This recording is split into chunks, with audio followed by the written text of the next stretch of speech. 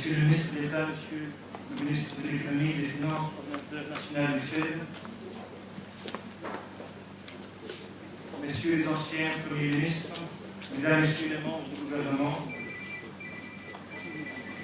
Mesdames, Messieurs les représentants des institutions républicaines, honorables députés, Mesdames, Messieurs les membres du corps diplomatique et consulaire et représentants des institutions internationales, Madame la secrétaire générale de l'Union de la rivière Mano, Monsieur le gouverneur de la ville de Conakry, Monsieur le maire de Matam, Monsieur le chef de quartier de Donka, Mesdames, Messieurs les hauts fonctionnaires, Mesdames, Messieurs les autres officiers des forces de défense et de sécurité, Mesdames, Messieurs les assistants techniques, Mesdames, Messieurs les membres du personnel de la délégation, chers collègues des États membres de l'Union européenne, Monsieur le ministre délégué au Guinéen de l'étranger, chers amis, chères familles, chers invités, tout protocole confondu. Ces dernières années ont été dominées en Europe par la crise économique.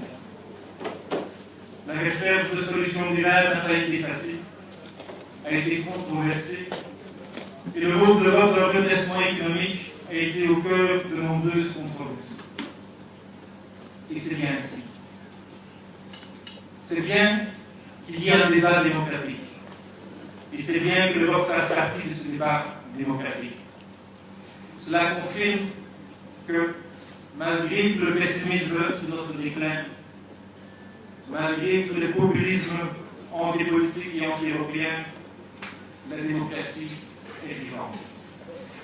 Que l'Europe participe à cette démocratie plurielle, que l'Europe forme un enjeu dans le redressement de nos économies européennes. Certes, la crise a été longue et éprouvante. La reprise reste hésitante. Le chômage inacceptable. L'Europe a longtemps cherché et continue à chercher le bon équilibre entre solidarité et responsabilité, entre unité et diversité. Nous n'avons pas tout réussi, mais nous avons préservé l'euro, nous avons approuvé l'union bancaire, nous avons approfondi le marché intérieur, nous avons conçu des politiques de croissance. Et tout cela sans nous replier sur nous-mêmes, mais au contraire, en devenant en même temps une force de proposition constructive dans le monde. Nous avons la mémoire historique courte. Nous n'avons pas tout réussi, mais nous avons préservé l'essentiel. Nous avons préservé l'Europe de la rivalité déloyale entre États-nations qui a entraîné le continent des années 30 du siècle dernier dans une crise encore bien plus terrible, une crise telle qu'elle avait miné jusqu'aux valeurs même sur lesquelles l'Europe se veut se construire. Nous avons sauvé l'Europe des idéologies antidémocratiques qui ont mené au fascisme, au national-socialisme, à la guerre et in fine au camp de concentration. Nous avons la mémoire historique courte. Pourtant, 2014 est une année riche en fêtes et en commémorations.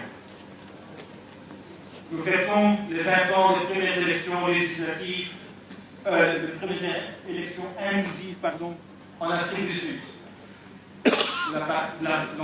l'après en apartheid.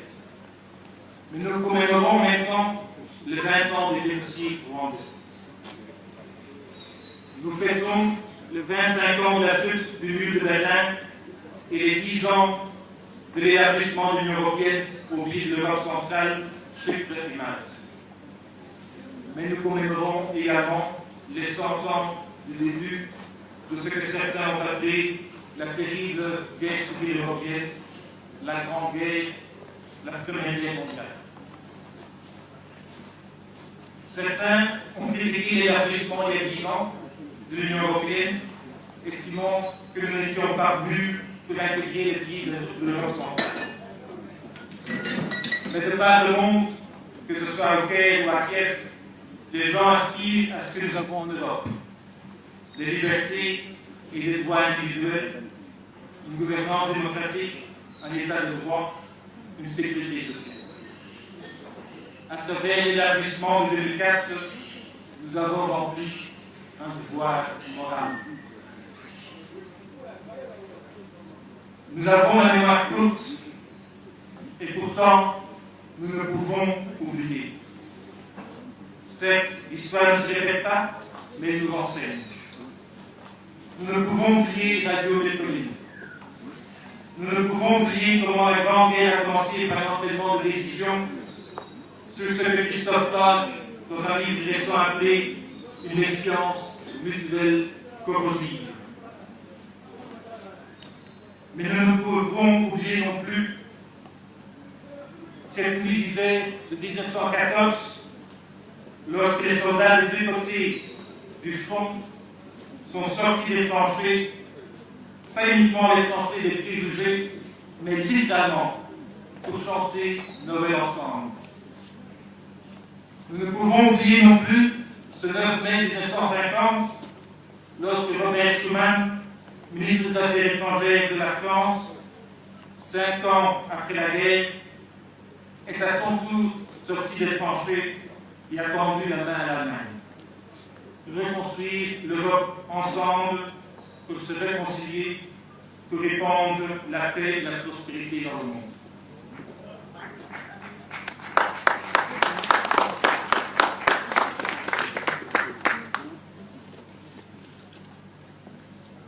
Chers collègues et amis, la guerre commence là où le dialogue s'arrête.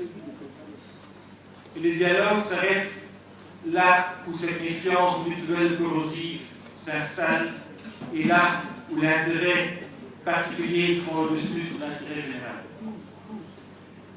Mais la guerre n'est pas une fatalité.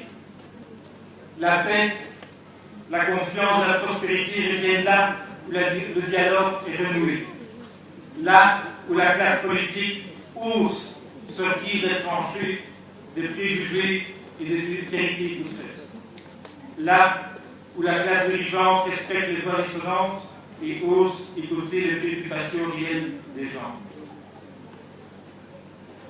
Comme l'écrivait récemment The Economist, la démocratie est la seule grande idée sortie victorieuse de la confrontation des idéologies du XXe siècle. Les démocraties les plus réussies sont celles qui se sont guidées par le principe, qui ne se sont pas fait guider par le principe majoritaire où le gagnant prend tout, mais les démocraties inclusives où l'opposition est respectée, écoutée et participe à la construction de la cité.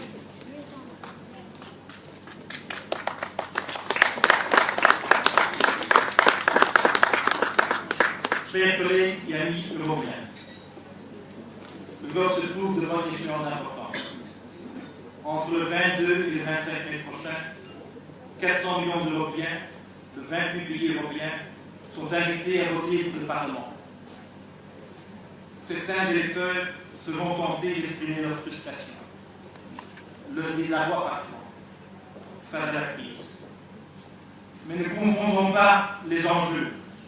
Il faudra choisir. Il faudra choisir entre les projets porteurs d'avenir et des projets de repli et d'illusions nationalistes. Et n'oublions pas, la qualité du débat électoral aura un impact direct, concret, sur la qualité de la démocratie européenne pour les années à venir.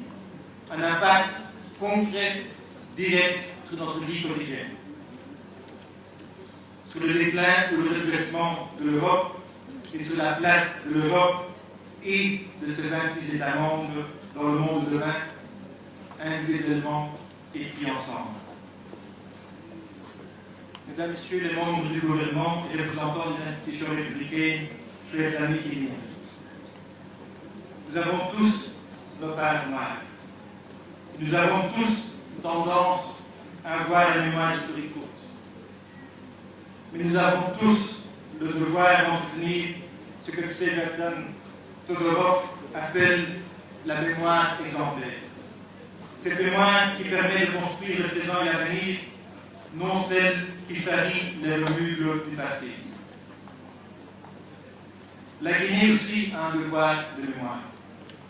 On ne peut construire une démocratie inclusive sur l'oubli et le refoulement.